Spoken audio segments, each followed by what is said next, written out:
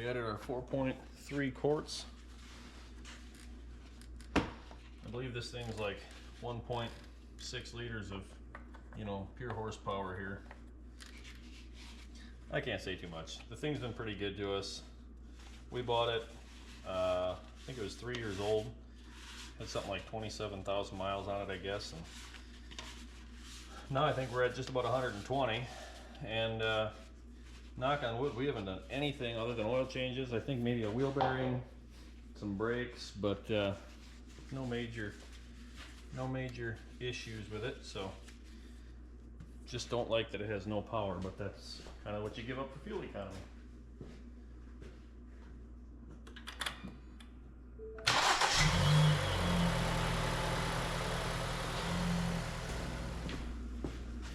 I do my normal maintenance check here, changed at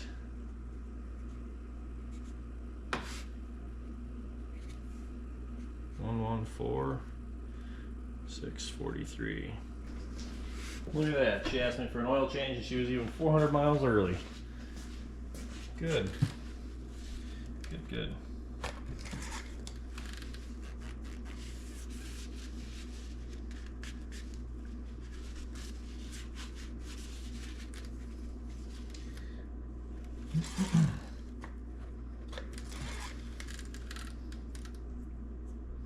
Perfect. Alrighty.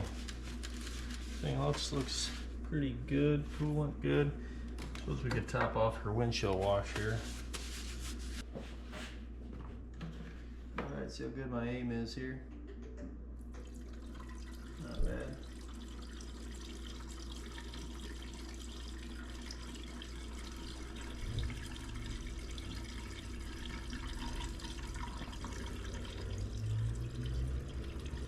Getting close.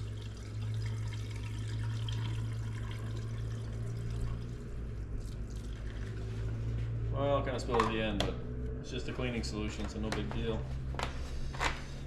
Alrighty, that is ready to go. Donezo. One out the door.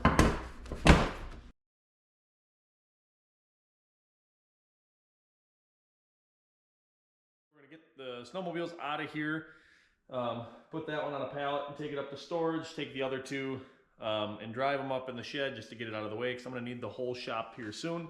And then probably throw an oil pressure sensor in my Tahoe, because I don't like looking at it laying on zero all of the time.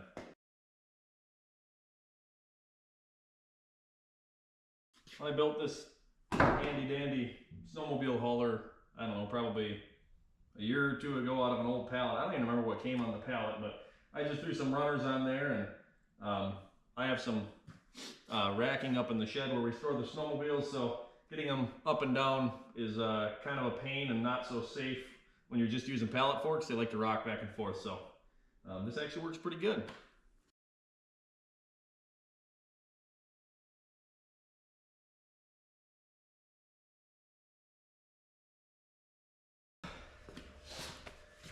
I built the stupid thing for snowmobiles that are a lot wider than that, so they don't, the carbides don't exactly slide nice on the boards of the pallet.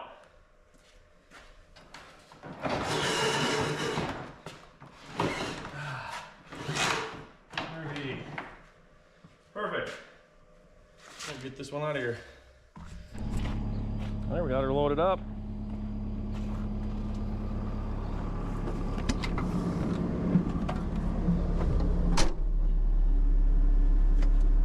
Take her to her final resting place for a few months.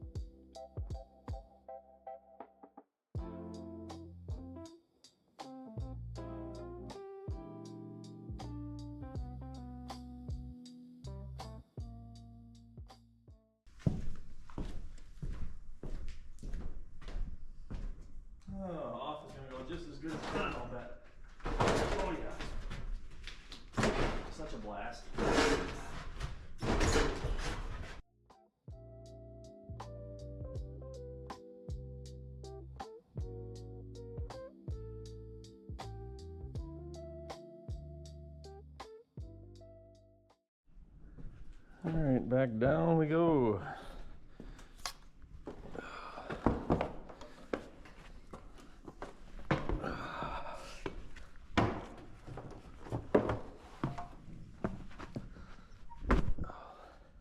Now I'm trying to find the best plan of attack to get him out of here. I'm thinking I'm gonna go right out that door, actually. So, trying to conserve space the last time here. See who likes the warm weather here.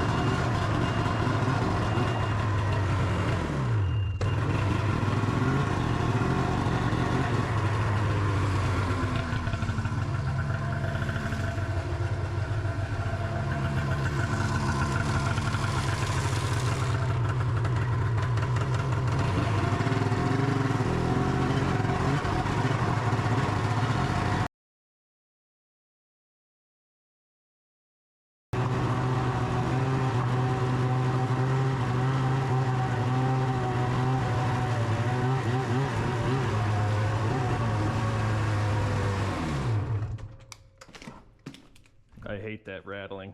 It sounds like it's a piece of garbage, but it's just the guy I bought it from went ice fishing a lot, and then he put all these things on here, which is handy for whatever the heck he was mounting there, but if I take them off, it's just a bunch of holes, and if I don't, then they just make a lot of noise, but whatever. I know it's fine, it's just irritating. Last but not least, hopefully this thing doesn't bite me back for trying to sell it. I took it off of Marketplace as soon as I found out that the Alpha needed a motor or crank or whatever the case may be there.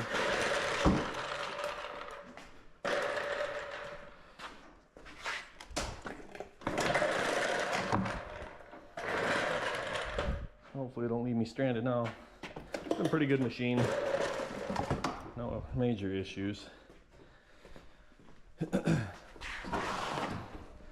See if this will be another 3 or 4 pull. Okay, good.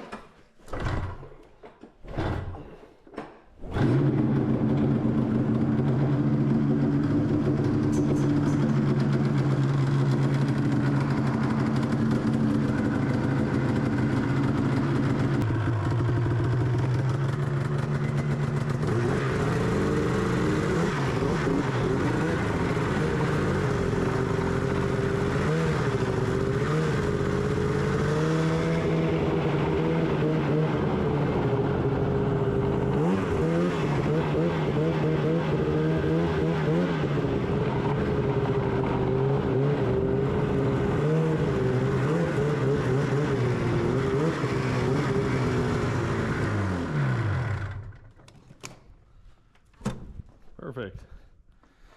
All right, on to the last project of the night, hopefully.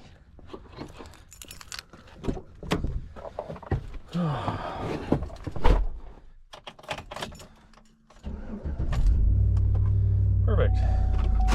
This is done. Carrie Underwood's holding the grudge.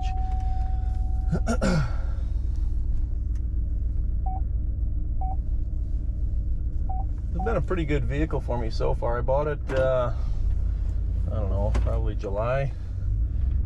Only owned it for 8 months or something like that, but it's been pretty good other than this oil pressure switch thing. I was actually hauling a snowmobile trailer that I was selling. I was meeting a guy, and on the way there we got 0 oil pressure. Wasn't a good feeling. But come to find out, it's a pretty common issue, and I'm 95% confident that it is oil pressure sensor, because if it truly had 0 pounds of oil pressure, we would have been left stranded a long time ago. And I guess half the time it lays on 80, not 0. So it means there's a faulty sensor, which it was also 25 below 0 the day I was driving. So something could have froze or anything could happen, but all right. Pretty damn smoky in here. Snowmobiles. Smells like two-stroke. I don't mind that smell at all.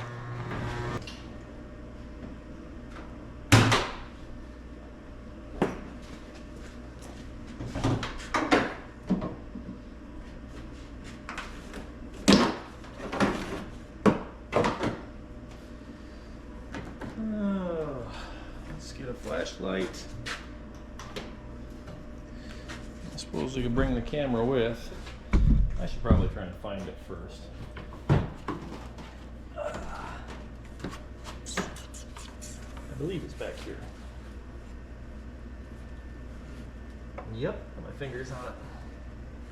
Okay, so that's actually not as terrible as I was expecting. It's it'll be a pain in the butt, but it's not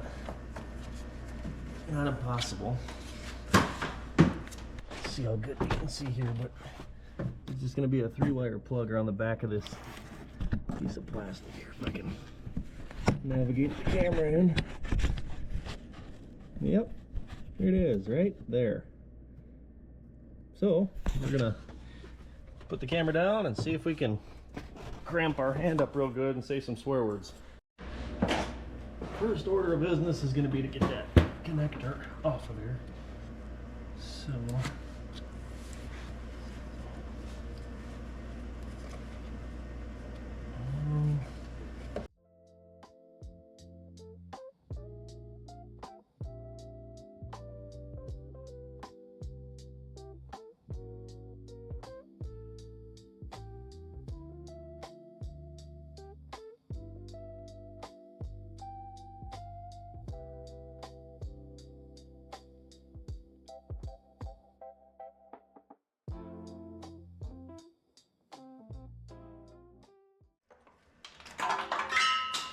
alright, well, I'll take that. I heard it hit the ground. Watch it be the wrong sensor. Joke about it, but dumber things have happened. Little bugger right there. Here's the old one. It's all full of floor dry now, but. And here is the new one. Looks to be the same part. Semi-close. Now, to get that one in, I assume more swear words and more cramps in the hand. Well, I see this thing doesn't belong here, but despite what I was thinking, installing the new stuff was a lot easier than taking out the old stuff. So, the connector was obviously much easier to put on and whatnot. Yeah, I'm gonna sneak this back in here. It probably in total took me about 25 minutes to disassemble and about less than 5 minutes to reassemble. Now the moment of truth. See if we got oil pressure now. Got the scanner hooked up. Come on, baby. That's what we want to see. Needle moved. I got oil pressure. Yeah, don't worry about him. Well, go through and see what codes we got in there. None, huh? Well, I'll take your word for it. Yep. Look at that. Now he's got to get tire pressure sensors, but I'm too cheap to do that before I need new tires. One job finished.